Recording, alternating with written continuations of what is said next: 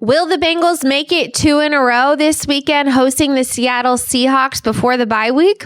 We'll see. Welcome into a new episode of the Bengals Beat Podcast. Here is the breakdown of the upcoming matchup against the Seahawks and my weekly conversation with the Messenger's Mike Renner.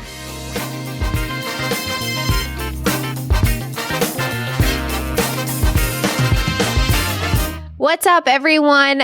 I am your host, Kelsey Conway, here with another episode of the Bengals Beat Podcast. We are at the Enquirer studio with the crew, Sam Green and Phil Didion, our producers here. We are all ready to break down the Bengals win in Arizona and talk a little bit about the upcoming matchup against the Seattle Seahawks. So the biggest takeaway coming out of Arizona is that Joe Burrow is back. And yesterday, during his weekly media session, he said this is as close to as 100% as he's been since training camp.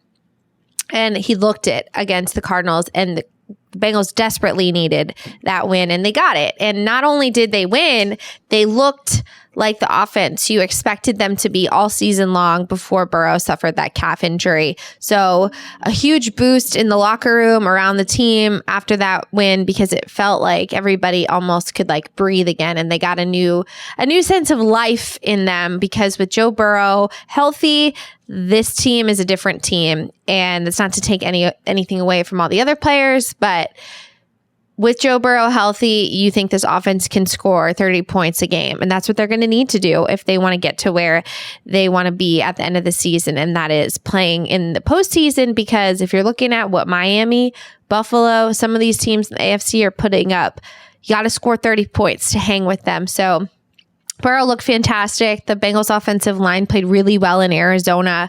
And of course, Jamar Chase, who's always open, played awesome as well. He just won AFC Offensive Player of the Week for his performance against the Cardinals. So lots of good coming out of the Bengals offense.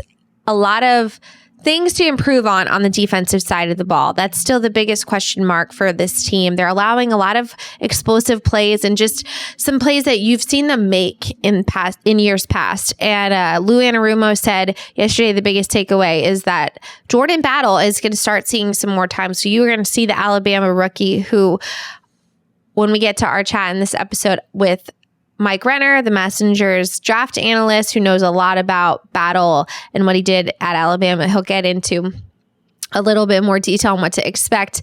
But that strong safety position is not yet solidified. They're going to try and figure that out. And you know, whoever plays better this game will probably end up being the starter coming out of the bye week, because that's coming. But just some things that the Bengals have to work through on defense. They need to tackle better, and they've got to clean up some things on the back end. And this is a game I think they can do it. Seattle's offense is good. They have great receivers. Geno Smith's playing at a high level, but this is a game where the Bengals defense needs to show they've put what's happened so far this season in the past. They've learned from it, and now they're going to get more towards the unit you expected them to be, which was a top 10 unit. And they just have not played up to that standard right now, but they have the players to do it. And I fully expect with Lou Anarumo and the way he runs that team, they're going to get it figured out. And if the offense can start clicking and the defense can start clicking coming out of the bye, then you should feel good about what these Bengals can do, because they're about to hit the toughest stretch of their schedule. But it all starts with Sunday's game against the Seahawks. The Seahawks come to town after a bye week, which typically bodes well for teams coming off their bye week. Their coaching staff gets an extra couple of days to prepare for the opponent. They're going to be healthy. They're 3-1, and they've beaten the Lions. They've beaten some other teams like the Carolina Panthers and the New York Giants. But the Bengals, this is a pretty, in my opinion, evenly matched game. And you could even give the nod maybe to the Bengals because of Joe Burrow over Geno Smith. But I think the Bengals can put up points on the Seattle defense. Carolina scored 27 points. Carolina is one of the worst offenses in the NFL. But the thing with this game is that Joe Burrow is going to have to be very accurate, and the Bengals offensive line has got to play really well, because Seattle's going to make the Bengals offense try and go the length of the field. Picture how the Bengals have to play the Ravens. They kind of run a similar style defense with what they want to do. There's not these crazy edge rushers The Seahawks do have a ton of sacks. They rank in the top 5 in sacks, but they come from all different players, which is almost a better scenario than when we've seen the Bengals go up against people like TJ Watt, Myles Garrett, Jeffrey Simmons, those players that can just wreak havoc. The Bengals offense is going to have to collectively play really well, and it's going to be about every single person playing up to their standard, because when you have a defense that tries to make your own mistakes, this is where the Bengals are really going to have to be dialed in. And I think with Joe Burrow back playing the way he is, I mean, if you saw the play towards the end of the game where Travion Williams had a there was a miscue on what exactly the play was going to be. Travion thought it was a different play, didn't do the right thing, and Burrow, you can see, yells at him to listen, and they came off the field talking to each other. Burrow does not like when people don't listen and get small details messed up in what they're trying to do on offense, as does any quarterback. They don't like when people mess up what they're trying to do out there, which is expected. But specifically Burrow, he's very competitive, and he's like, if someone's going to beat me, it's because they played better, not because we beat ourselves. And against this Seahawks defense, the Bengals offense cannot beat themselves. That means no pre-snap penalties. That means playing well on the offensive line to give Burrow time. And of course, being patient. Burrow might have to have more smaller completions that turn into bigger chunks because the players turn them into that. Like Jamar Chase might turn a 6 or 7 yard completion into a 13-yard completion against this defense, because they're going to try and take away all of those explosive plays. So that's what you should be looking for when you're watching the Bengals offense. They're going to have to be perfect to beat the Seattle team, and they need to win this game. It won't be called a must win like it was last week, but in my opinion, it is still a must win, because if you can get to 3-3 at the bye, you give yourself the whole chance in the second half of the season to make a postseason run. But this is a game they're playing the Seahawks at home. They're going to have their home crowd. These are the games that you need to take care of if you want to be an AFC contender. And the Bengals have the players to do it. On the defensive side of the ball, we talked about it a little bit, but on offense, the Seahawks have one of the more talented offensive units with their players. DK Metcalf, of course, their star wide receiver, and Tyler Lockett, who has been one of the NFL's best wide receivers for a long time. And then, of course, their running back, Kenneth Walker, who was one of the best players in the NFL last year as a rookie. And Geno Smith's playing at a really high level. So I think this is a very evenly matched game between these two teams.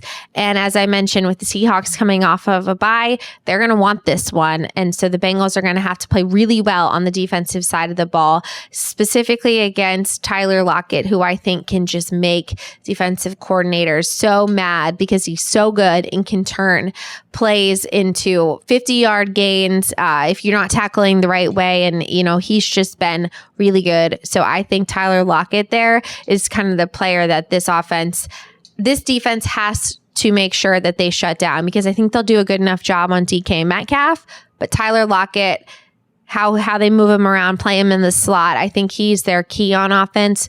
So I'll be interested to see what type of game plan defensive coordinator Lou Anarumo has. But at the end of the day, it's about doing the things that Lou Anarumo expects them to do, play sound on defense. And the Bengals are looking to have their best defensive performance this week, bring that into the bye, and then it's essentially the start of a new season.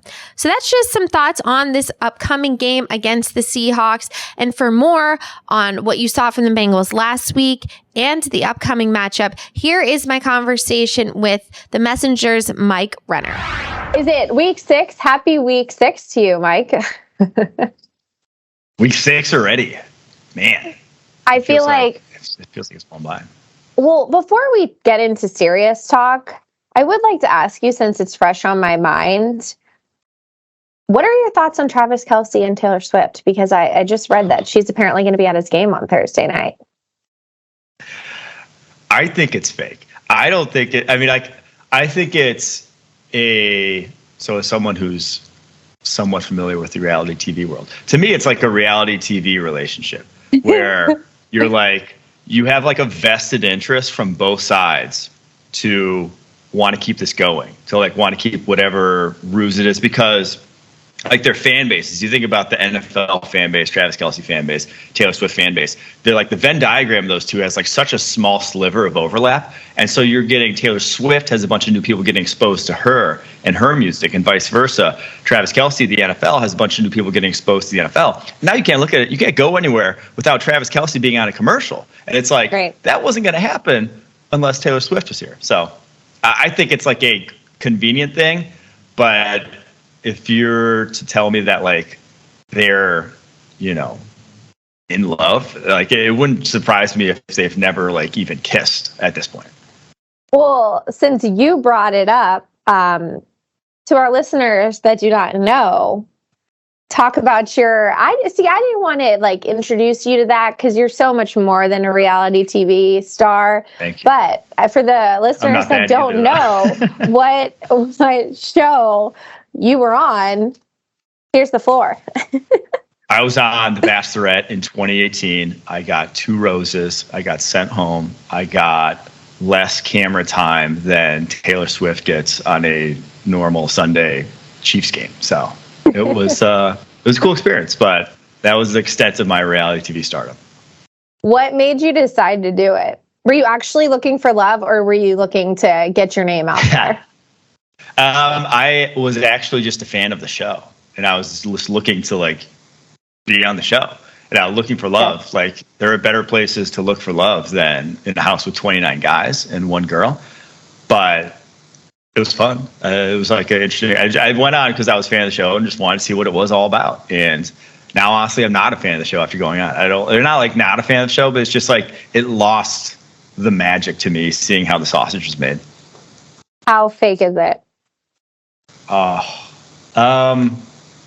mean, like you still like control what you say and whatnot, but like you're pretty much nothing makes TV that you weren't told to talk about in the first place. Like you weren't like told to sit and like discuss, like if like just the real life aspects of it, of just going about your day to day, whatever. It's like none of that makes air. It's like that's all just that they're just like deleting that tape as soon as it gets on. Sorry for the listeners who are big Bachelor or Bachelorette fans. Sorry about this, but who was the woman that won? It was her season. Becca Kufrin, who's now, I believe, married. The one that got away. Okay. Well, you got 2 roses, so that's pretty awesome. I did. It's more than a lot of people can say.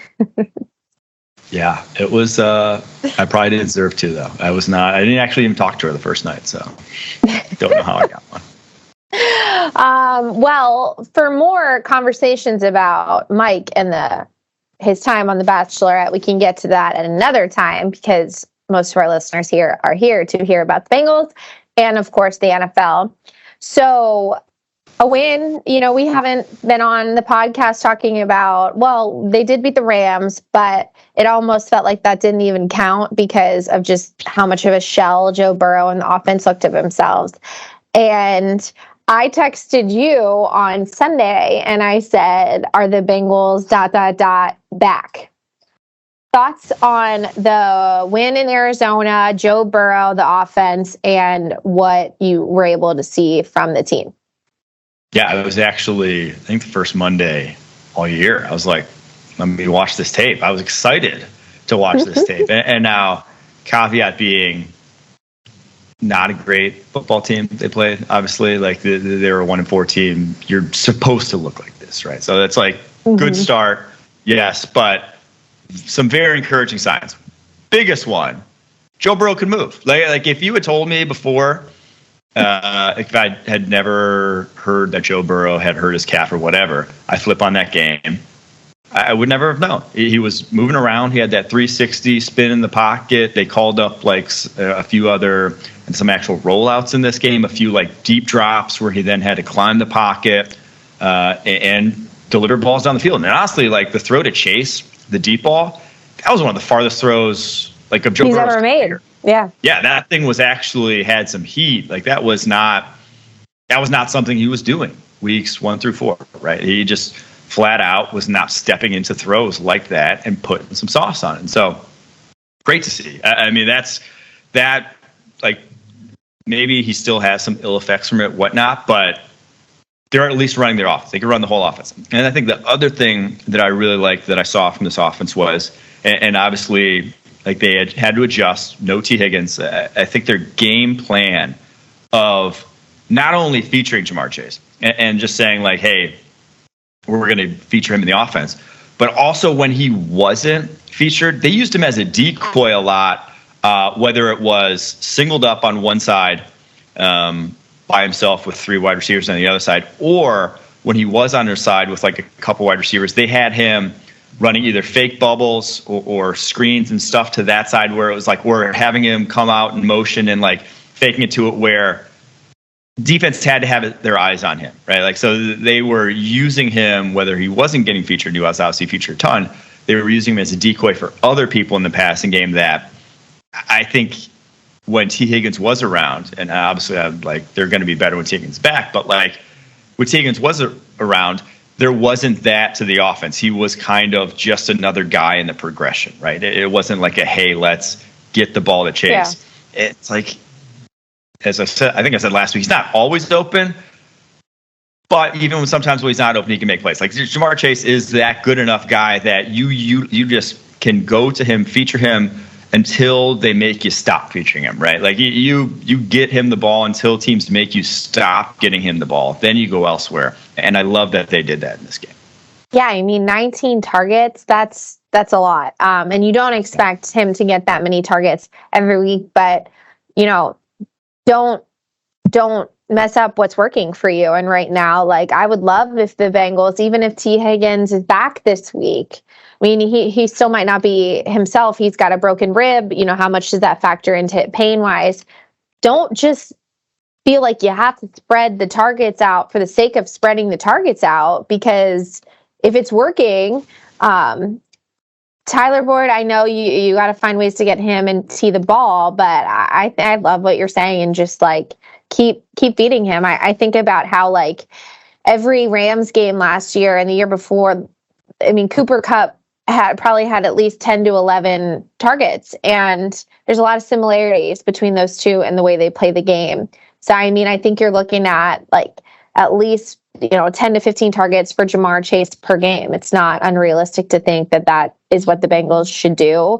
And I think especially in this game, and we'll talk a little bit more, I'll get your thoughts on Seattle, but Seattle's defense, I mean, originated the death by paper cuts defense where they try and make you go the field, the short completions, and they're betting on you not being able to complete as many passes as you need to be able to march down the field.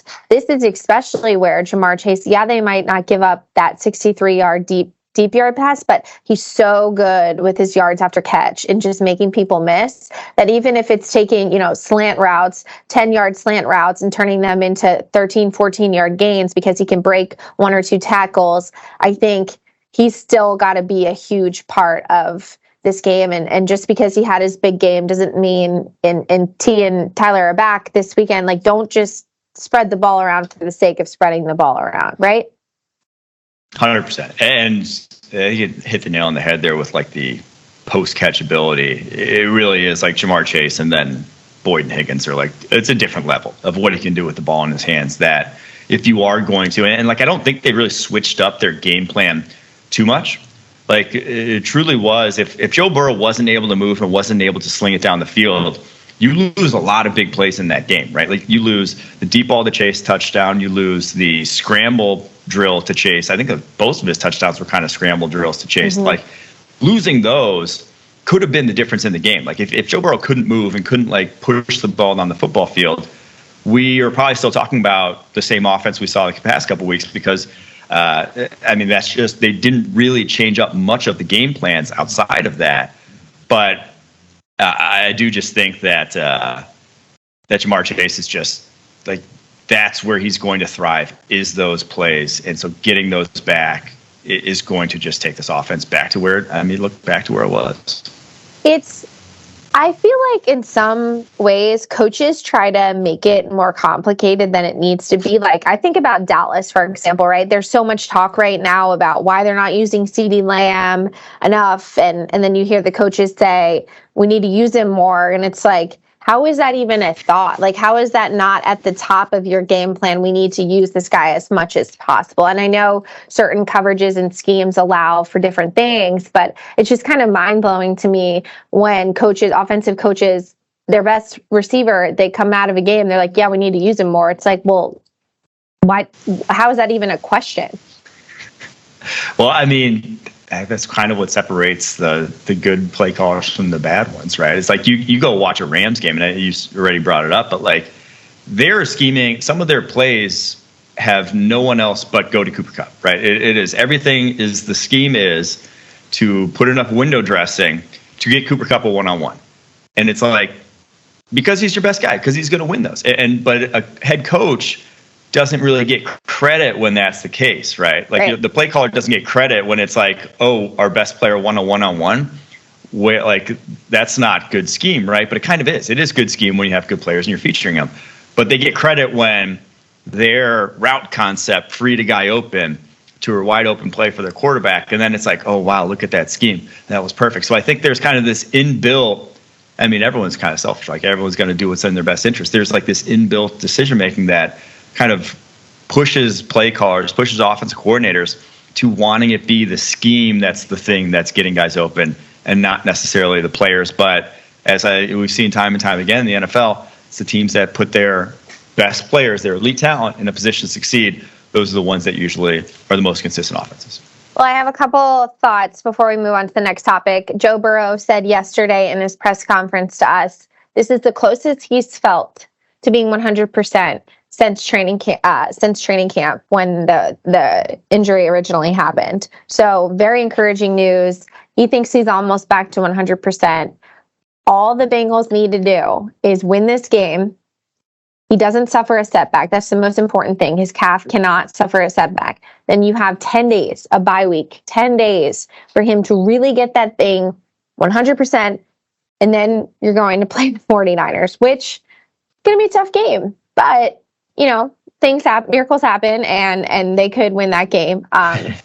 But the whole point is about the not suffering the setback to the calf. Because if you can get him through this bye week, get that thing healed, then you have your guy healthy and ready to go for the toughest stretch that you have coming out of the bye week. So I think that's the most important and obvious thing that needs to happen this week for the Bengals. With that being said, what do you think about this matchup? Because early on, you were like, Bengals Seahawks in week 6, like it might not be that important of a game. If you look at all the other games this weekend, this is the marquee game of the weekend, in my opinion. They've got CBS's number 2 crew. All the other games are just kind of like meh games. This has suddenly become, because of Joe Burrow's resurgence last week, this has kind of become one of the best games on this weekend's slate, don't you think? I think it's a great litmus test. I like the Seahawks are kind of that second tier of team in the NFL that if you are the Bengals, you're hoping to be like a tier 1 team in the NFL. So if you should, if Joe Burrow is at full health, like this is a team that at home you should take care of. Like these are the games that you should expect to win if you are going to be another AFC Championship game, another like hoping to get back to the Super Bowl. This is a game you should win, but it's not going to be easy, right? Like this is a good football team. I think the one matchup that I like for the Bengals in this is the fact that Seattle's defensive line is not have the teeth of some of the defensive lines they face this year. This isn't the Browns. This isn't the Titans. It's probably a step above the Cardinals, but it's somewhere in that middle that if this offensive line, which, you know, been fully healthy all year, no health issues, knock on wood, they've like cohesive. They just came off, in my opinion, the best game they've played all year against the Arizona Cardinals. This is a game that like they got to show up and keep Joe Burrow upright for just the reasons you outlined there of can't have a setback going into the bye week, but also like they should be able to operate their offense the way they did this past week if that offensive line can keep Joe Burrow healthy or keep Joe Burrow upright and some holes in the run game. So that's the matchup that they have to win this week. This is where you spend all this money, all this draft capital to rebuild this offensive line. They have to come to play this week. That's a really interesting thought that you said that that's the best game that the offensive line has played. that's an encouraging sign that they're gelling together and they're, playing well. Obviously, Arizona's defensive line wasn't, vicious like some of the other, but it's still an NFL offensive line. So let's talk about the defensive side of the ball, because that's where I have questions. I think it's because of the standard you came into the season thinking about with the Bengals defense because of the last 2 years and just how good they've been. They're not a unit that you talk about a lot because they don't have those flashy names, but they've been really good in the last 2 years.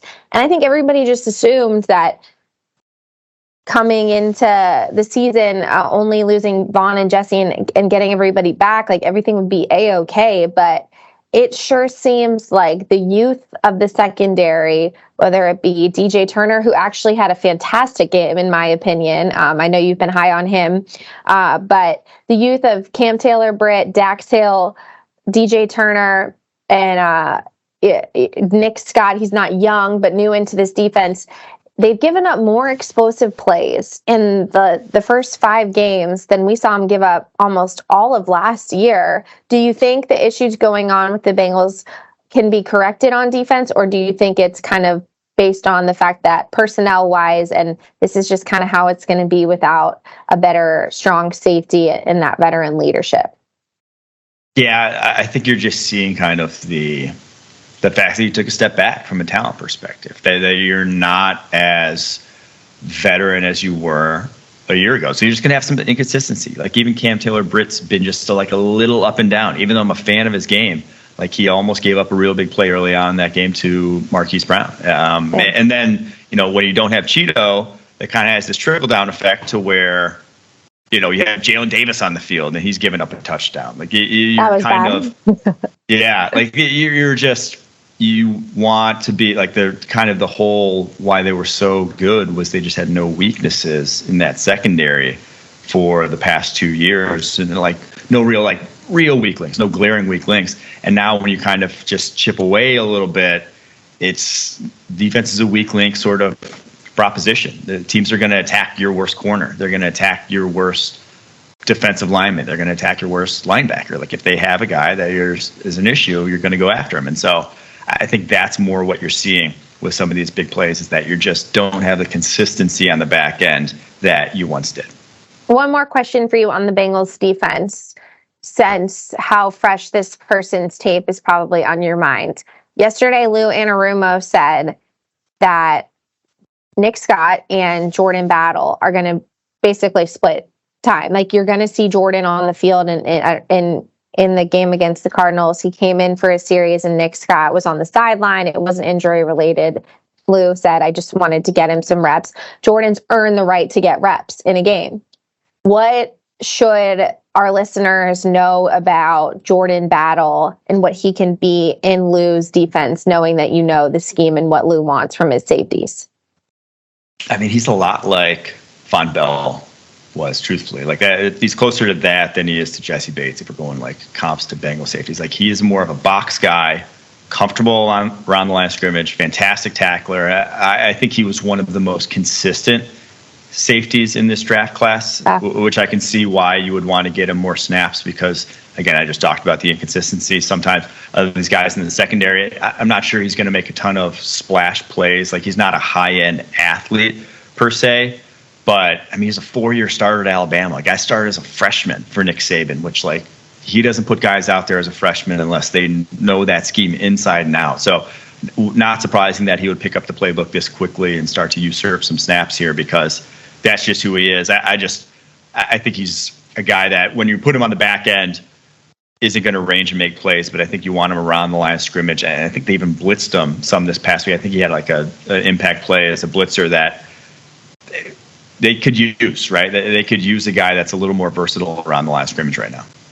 Yeah, we'll see how that unfolds. And you never know if Jordan Battle outplays Nick Scott with the bye week coming. Moving forward, Jordan Battle could end up being the starter for the rest of the season, but they're certainly going to give those guys the time to kind of duke it out. But I think what I know about Lou's defense is he doesn't like mistakes, and missed tackles really bug him. So if obviously it bug any defensive coordinator, but especially him, he's willing to take a flyer on a rookie DB if he can tackle and be a sure tackler, and that's exactly what they need back there. So we'll see with Jordan, but I wanted to get your thoughts because I know you recently had your evaluations with him being a rookie. And I remember draft night, I was like, oh, the Bengals took a safety in the third round. Like, that's kind of interesting. But that goes to show why just because a team has 2 starters on paper doesn't mean that you stop drafting if that's the best player available on your board. And that seemed to be the case with Jordan Battle because they had just drafted Dax,